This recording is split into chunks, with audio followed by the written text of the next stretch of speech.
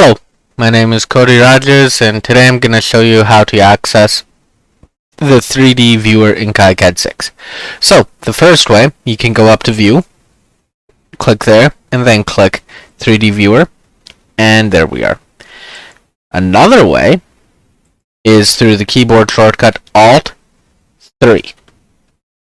And there we are too. Now, there is a few keyboard shortcuts which you can move left and right using the arrow keys, the left and right arrow keys, and up and down using the up and down arrow keys as well. You can also go up here and that will twist it around some. These ones, that's the Z rotation, Z other rotation, Y rotation, X rotation, stuff like that. You can press the home button if you want it to go back to where it was. And then if you also wanted to rotate it and stuff, you can press the middle mouse button, so the scroller, and the left mouse button at the same time.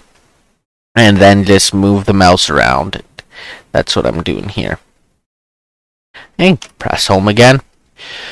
Well, that's about it that I wanted to show you today, so thank you for watching this video, and I hope you tune into some of my future videos.